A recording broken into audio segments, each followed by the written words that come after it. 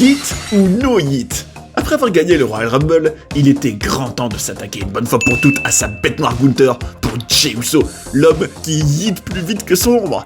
Alors qu'on a pu voir ensemble que le build-up est loin d'avoir été parfait, il n'en demeure pas moins vrai qu'on allait peut-être avoir un nouveau champion poids lourd. Après des années dans l'ombre, l'ancien White Hand Man de Roman Reigns a-t-il connu son heure de gloire? Qu'est-ce que j'ai pensé de ce match? Est-ce que l'opener de WrestleMania 41 a été à la hauteur? Les faiblesses de la rivalité ont-elles été rattrapées? Est-ce que c'est le début d'une nouvelle ère pour le titre poids lourd à la WWE?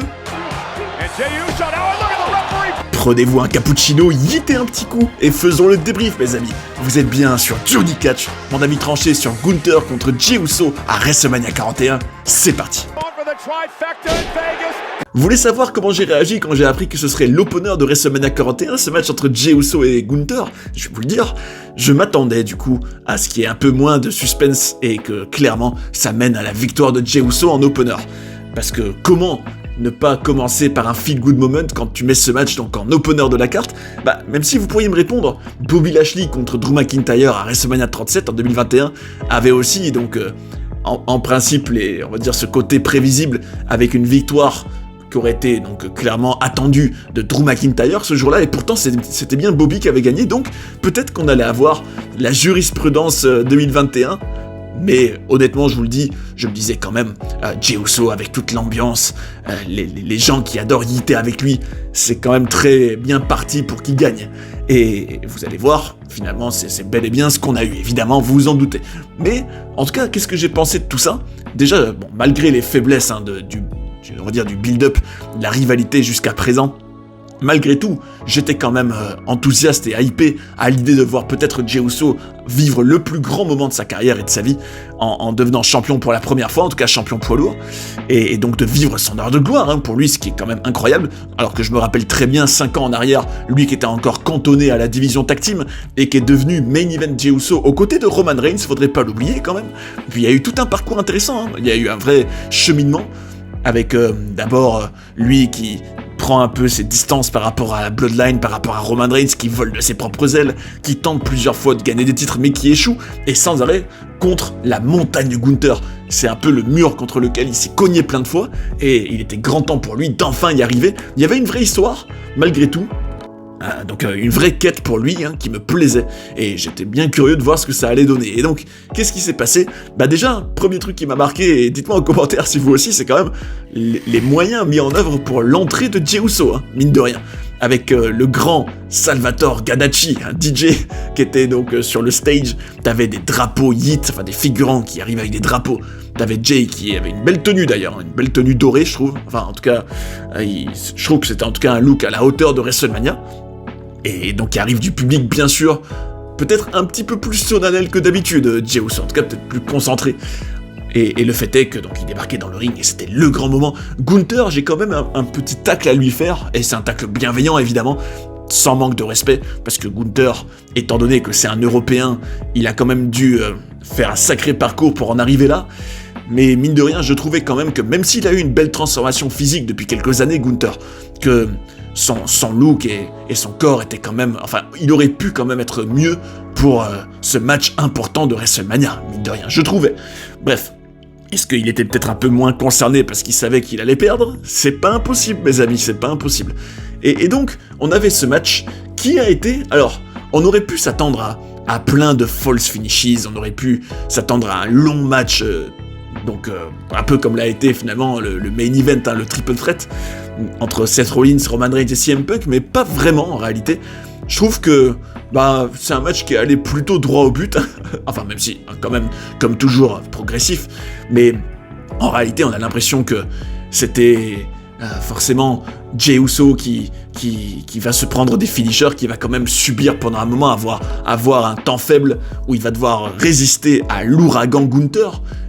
En sachant quand même que Gunther a eu un moment, bon ça c'était peut-être un peu lourd, où Gunther était parti pour quitter le match, il sort du ring et tout, ça c'est vrai que je me dis, bon, comme si en gros le heel allait quitter le match comme ça en plein WrestleMania, pas très crédible tout ça, mais après ça mènera aussi à un coup de ceinture de Gunther sur Jey, et donc un Gunther qui était vraiment déterminé à ne pas perdre, surtout, au point de même tenter un splash de la 3e corde pour Gunther, ce qui, au vu de son gabarit, est quand même remarquable. Je trouve en tout cas qu'il fasse ça.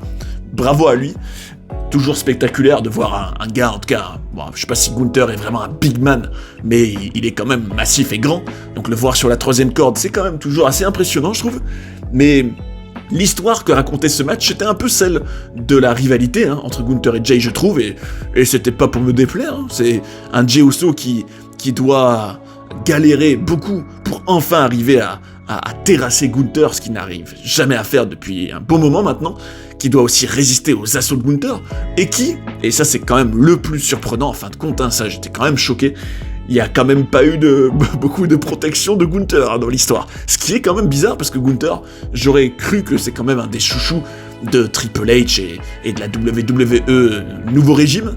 Bah, pas vraiment, en fin de compte, même si Gunther a quand même eu plein de belles choses, il a été King of the Ring, il a été champion poids lourd dans un règne de 259 jours quand même, c'est pas donné à tout le monde, de SummerSlam à WrestleMania, et donc je me dis, oui, Gunther, sous Triple H, il a quand même été très mis en avant, il a été quand même très fort, mais ce qui est certain, c'est que WrestleMania l'année dernière contre Sami Zayn et contre Jey Uso cette année, c'est Gunther qui a un peu on va dire celui qui est le faire-valoir du babyface qui vit son grand moment. Et ça, c'est quand même un peu étonnant, je trouve. Je me demande d'ailleurs quelle est la suite pour Gunther. Est-ce qu'il peut retrouver de la crédibilité? Parce que pourquoi? Alors, accrochez-vous bien, quel a été le finish? Tout simplement, alors qu'on aurait pu s'imaginer peut-être un pass-out de Gunther sur cette prise, ou alors un finish plus classique, mais là c'était quand même le plus humiliant possible. C'est Jey Uso qui a fait à Gunther sa propre prise du sleeper, en gros une prise de soumission, et Gunther qui tape. Et je me dis, nom d'un chien, quand tu perds de cette manière-là, clairement ta crédibilité, elle en prend un énorme coup, et Gunther là, il en sort vraiment pas grandi, donc je me dis, on a vraiment tout mis les œufs dans le panier de Jey Uso, j'ai envie de vous dire, en lui donnant donc ce prestige-là et cette victoire très forte, quand même méga forte, en le faisant vaincre donc Gunther de manière très dominante. Clairement, on veut que Jey soit donc un champion fort qui a triomphé de son ennemi et de sa bête noire de manière crédible et convaincante, au risque de décrédibiliser Gunther, mais bon, après, il faut aussi parfois mettre en avant des catcheurs, il faut aussi construire des stars, et Jey Uso, je trouve que cette victoire contre Gunther à WrestleMania, non seulement c'est son grand moment, mais ça fait définitivement de lui une star. Alors, c'est vrai que ça me plaît bien en général, même si c'est rarement la prise qui termine le match, quand un catcheur se sert de la prise de son rival pour en gros l'attaquer, ça me plaît bien, je trouve que c'est toujours un peu des mind games intéressants, mais là carrément que ce soit la dernière prise, c'est quand même surprenant. Et donc tout ça mène à la grande victoire de Jey Uso, qui va célébrer avec Jimmy, forcément Big Jim devait venir célébrer, d'ailleurs je trouve que c'est quand même un moment très très fort qui aurait mérité, bon même si Roman Reigns avait d'autres chats à fouetter bien sûr, mais qu'il y ait peut-être plus de personnes du roster pour venir célébrer Jey Uso, tout comme il l'avait fait pour Cody Rhodes en 2024, ça aurait peut-être mérité, parce que pour moi, Jey Uso mérite, et puis surtout, n'oublions pas que Jey Uso, il est à la WWE depuis très longtemps maintenant, qu'il a bataillé pour vivre ce moment, et franchement, en soi, son histoire qu'il devait finir lui aussi, était tout aussi forte, je trouve, que Cody Rhodes. Alors, c'est sûr qu'il n'y a pas le côté Dusty, le père, ça c'est vrai, même si Jey Uso a quand même toute une famille, a quand même aussi vécu des moments difficiles, tout comme tout être humain, tout comme tout catcheur. Je me dis, c'était peut-être un peu pauvrette la célébration finale, mais bon, peut-être qu'il aura dans le Raw suivant, ou en tout cas prochainement, qu'il aura des confettis et toute une grande fête pour lui. En tout cas, j'aurais quand même aimé plus d'émotion dans l'histoire. Surtout que c'est quand même c'est pas rien de vivre ça à WrestleMania. Bon, en tout cas, j'étais quand même très content pour Jey Uso parce que selon moi, il le mérite amplement. Mais a priori, il y en a d'autres de fans à qui ça n'a pas vraiment plu, cette victoire de Jey Uso et donc ce triomphe, ce nouveau champion poids lourd à la WWE, ce qui est toujours d'ailleurs très marquant, d'ailleurs ça me plaît bien. Un titre aussi important qui change de main à WrestleMania, là où, à mon avis, c'est quand un titre doit changer de main, ça doit être dans un show important. Donc, surtout, titre poids lourd, évidemment le titre WWE encore plus, et donc je suis content que ça ait lieu à ce moment-là, et bref, je suis quand même un peu tombé de ma chaise en voyant à quel point la vidéo, alors même plusieurs vidéos en réalité, qui récapitulaient un peu les temps forts de la victoire de Jey Uso contre Gunther, a été énormément dislikée par les fans sur le web. Et je me dis, nom d'un chien, mais pourquoi un tel rejet de Jey Uso ? Pourquoi ?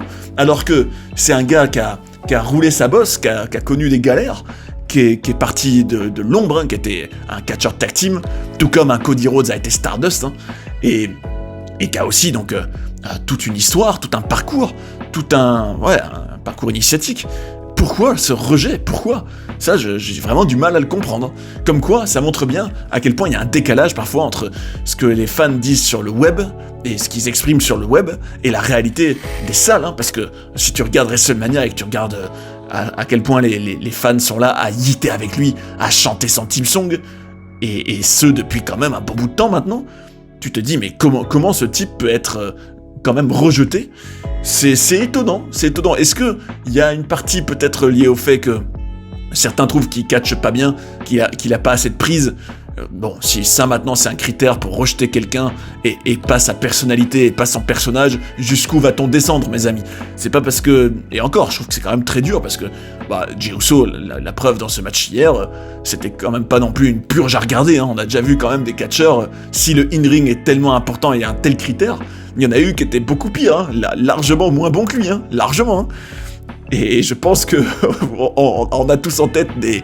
Alors, même si j'adore ce personnage, justement, le côté personnage est génial, mais un Great Khali, par exemple, c'est quand même autre chose. Bref, en tout cas, je me dis, peut-être que c'est lié à son in-ring, peut-être que c'est lié au fait, est-ce que les gens trouvent qu'il y a un peu du favoritisme, le fait qu'il soit de la dynastie des Anoa'i, de la même famille que Roman Reigns, que The Rock, que lui soit très mis en avant, mais à ça, je réponds quand même que, mais il y a quand même un responsable créatif, Triple H, qui fait l'éloge de Jey Uso dès qu'il en a l'occasion, et qui dit clairement qu'il le mérite, et qu'il a réussi à avoir ce hit factor et cette connexion avec le public pour mériter tout ce qui lui arrive. Donc étonné, vraiment étonné de ce rejet massif. Mais bon, tout ça m'empêchera pas de dire que Jey Uso le mérite, que c'était ce match-là, faut le voir, et c'est comme ça que je l'ai vécu, et dites-moi en commentaire si vous aussi, c'est avant tout le couronnement de Jey, c'est l'histoire de Jey qui réussit à vaincre de manière dominante, après avoir subi, et après avoir tenté pendant des mois de réussir ça. C'est vraiment le match qui racontait l'histoire de Jey Uso qui gravit la montagne et qui réussit enfin à surmonter l'adversité et à dépasser l'obstacle Gunther. C'est l'histoire que ça racontait et ça l'a bien fait, je trouve. C'est ce qu'on pouvait attendre. Et puis surtout, ça construit un nouveau champion très fort. Et d'ailleurs, on se demande maintenant quelle va être la suite. C'est quand même pas rien. Jey Uso, donc, qui on l'imagine sera du côté de Monday Night Raw, qui va donc être le visage de la WWE, en tout cas à Raw. Et alors, c'est quand même une sacrée responsabilité. Est-ce qu'il va avoir un long règne ? Quel match il pourrait avoir ? Ça, c'est ça qui est intéressant quand t'as un champion comme ça à la Jey Uso, c'est que là, à l'instant T, par exemple, j'aurais du mal à vous dire dans quelle direction ça va aller avec lui dans son règne. Est-ce que ils vont recréer des choses avec Jimmy Uso qui referait peut-être un heel turn avec la Bloodline, ce qui serait quand même... Ça commencerait peut-être un peu à être lourd à force de faire toujours graviter autour de la Bloodline. Est-ce qu'au contraire, Jey Uso va être celui qui va avoir plein de nouvelles rivalités, de nouveaux adversaires complètement inédits Est-ce que ça va être un workhorse, un peu à la Cody Rhodes, en le défendant plein de fois, plein de matchs ? Possible aussi, en tout cas on suivra ça avec grand intérêt, et je vous invite à me dire en commentaire si vous êtes heureux de la victoire de Jey Uso. Est-ce que vous trouvez que c'était un beau moment, une bonne célébration, et un match à la hauteur de l'événement, opener de WrestleMania, c'est quand même pas rien. Dites-moi ça dans les commentaires, je vous écouterai et je vous lirai surtout avec grand intérêt, et je vous remercie d'ailleurs pour tous ceux qui lâchent leur ressenti, quel qu'il soit. C'est toujours génial de partager ça, et surtout j'imagine que vous avez des choses à dire pour ce Jey Uso contre Gunther. J'en profite aussi pour vous donner rendez-vous, puisqu'on a parlé de Cody Rhodes. Si vous avez envie d'en apprendre plus sur lui, d'avoir des anecdotes croustillantes, des histoires qui concernent parfois aussi des individus, des trublions, comme Randy Orton, vous aurez envie d'être là le 19 mai. Et oui mes amis, 19 mai, une vidéo qui va sortir où on va explorer la vie trépidante et pleine d'histoires folles de Cody Rhodes. On va se régaler, donc soyez là le 19 mai mes amis. Et espérons, en tout cas, espérons que Jey Uso ait un bon règne, soit un bon champion, et soit à la hauteur de ce surnom que lui a quand même donné Roman Reigns à la base, Main Event Jey Uso. D'ailleurs, si vous avez envie de découvrir des documentaires sur des personnages incroyables ou d'apprendre plein de coulisses et de controverses de la WWE, j'ai tout ce qu'il vous faut ici. J'espère que vous avez passé un bon moment devant cette vidéo et je vous invite à rester sur Johnny Catch pour en voir d'autres. A tout de suite. And that's the bottom line, 'cause Stone Cold said so.